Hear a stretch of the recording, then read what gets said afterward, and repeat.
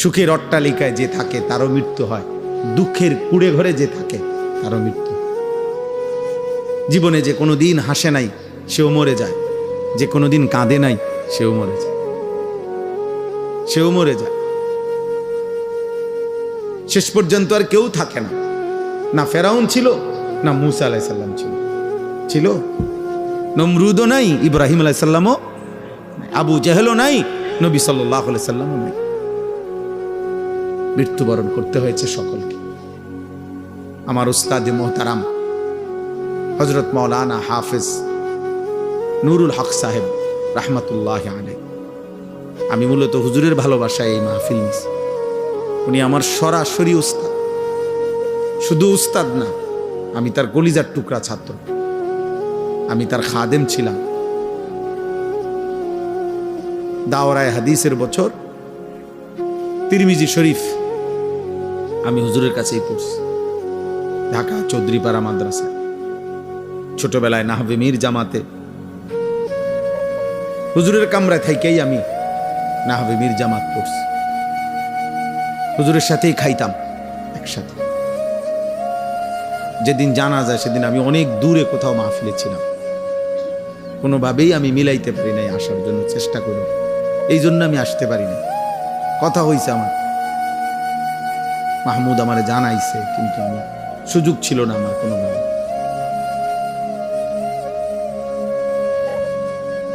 অনেক প্রিয় উস্তাদ ছিলেন।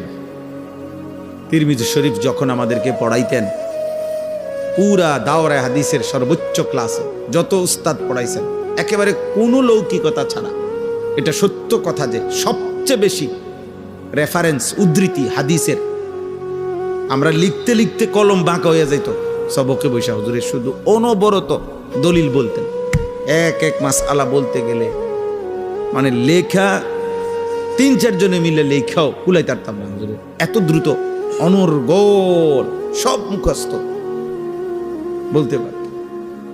সব সময় ছাত্র ভাইরা আমরা অবাক হইতাম যে কেমনে বলে, কোনোভাবে দেখতে হইতো না, শুধু বলতে থাকতেন অনবরত।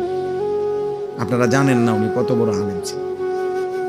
ঢাকার হাজারো হাজারো বাংলাদেশের বর্তমান শীর্ষ শেখুল হাদিস, যারা বুখারী শরীফ মুসলিম শরীফের মতো কিতাব পড়ায়, এমন হাজারো ছাত্র আলেম ওনার ছাত্র। কিন্তু এই জীবনটা চলছে এমনি লুঙ্গি আর পাঞ্জাবি একটা পয়রা, সিধা সাদা আল্লাহ বলা মানুষ, সহজ সরল মানুষ হিসাবে এই জীবন কাটাইছে। খুব বেশি বিলাসিতা করেন নাই, এমনই সব সময় একরকমই ছিলেন। আল্লাহ তাআলা হুজুরের কবরকে নূরে নূরে ভরপুর করে দেয়। আল্লাহ তাআলা তার সন্তান, তার নাতি নাতনি সকলকে উত্তম আশ্রয় দান করে।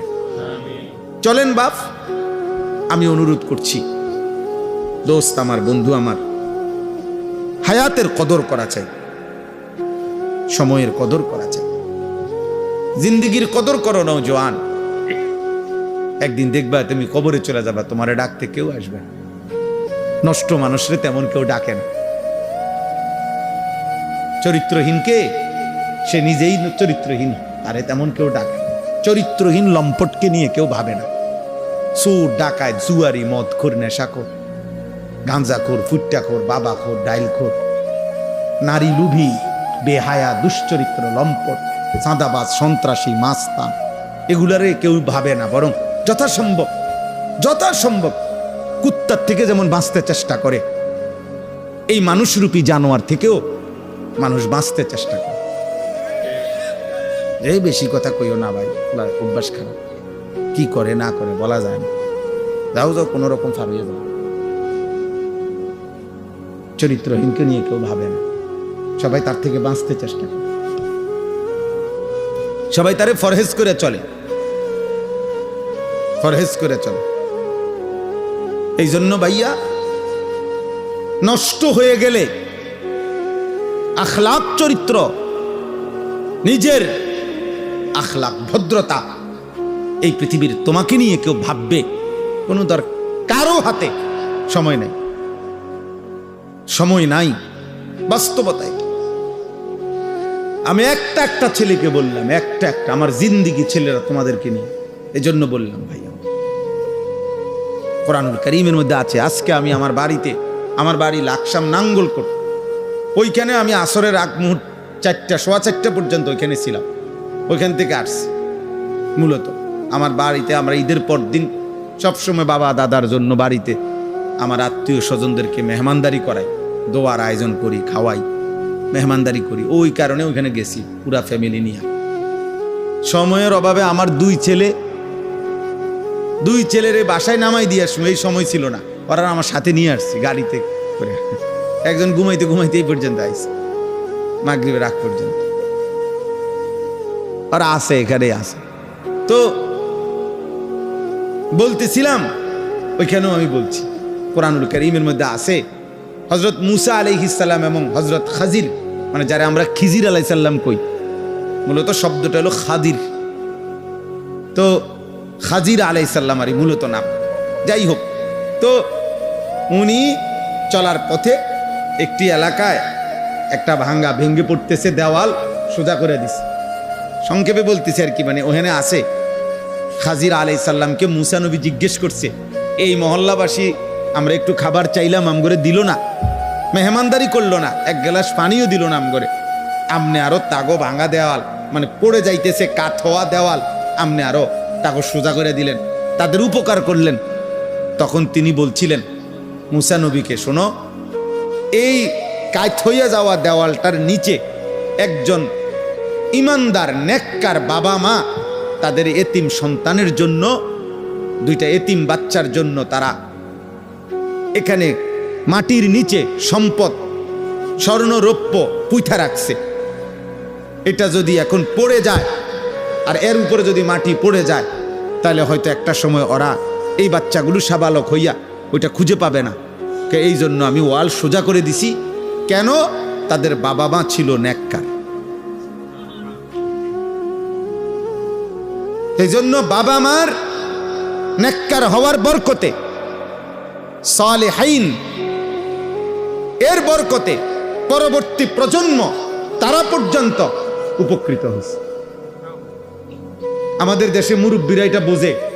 আগের দিনে কইতো, কেউ ফিসলা খাইতে গিয়া পড়ে নাই, মারাত্মক ব্যথা পায় নাই, কিন্তু ফিসলা খাইছে ধরেন, তো মানুষে বলতো, আমগো গ্রাম অঞ্চলেও দেখতাম, তার উপরে কোনো তার মুরব্বীর দোয়া ছিল, আল্লাহ নেতে এত বড় বিপদের থেকে কি করছে, বাঁচাইছে। তাহলে পূর্বপুরুষের দোয়ায় পিছনের পরবর্তী জেনারেশন ভালো থাকছে।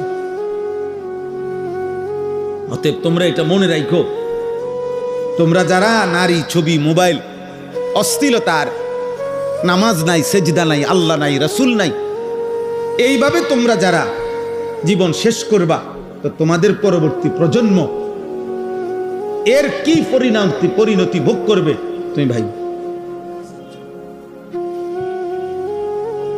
তুমি আমি এতক্ষণ যে ভালো আছি, হতে পারে আমাদের পূর্বপুরুষের দোয়ার বরকতে আমরা এখন ভালো আছি, কিন্তু আমাদের বদ আমল, আমাদের এই নাফরমানি জিন্দেগি আমাদের আগামী জেনারেশনকে বিপদগ্রস্ত করবে।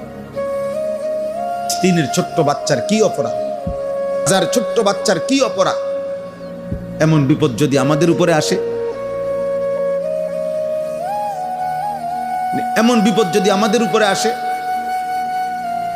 আমরা কত আইটেমের খাবার, কত পোশাক পরেছি, ওই বাচ্চারা তো এক লোকমা খাবারও পায়নি। মুসলমান হয়ে একবারও কি মনে পড়েছিল কারো কথা, যে এই পৃথিবীতে মজলুম, অসহায়, বঞ্চিত, শরণার্থী তাঁবুতে পড়ে আছে, অভুক্ত, অনাদরে, অবহেলায়, অসুস্থ, এরকম কত লক্ষ কোটি সারা পৃথিবীতে মুসলমান ছোট্ট মাসুম বাচ্চা পড়ে আছে, যাদের মাথার উপরে কোনো ছায়া নাই, যাদের বাবার আশ্রয় নাই, যাদের মায়ের আদর নাই, যাদের একবেলা খাবার নাই। আল্লাহ আমাদেরকে বুঝ দান করে। কেউ ভাইবো ভাই, কোন নওজোয়ান তোমরা ভাইবো, আমি এই কাগজটা নিছি এই জন্য, এই গল্লাই আল ইখলাস জনকল্যাণ সংস্থা, আপনাদের এই পুরা বর্ণনা শুনে আমি ভালো লাগছে, বাকি আমার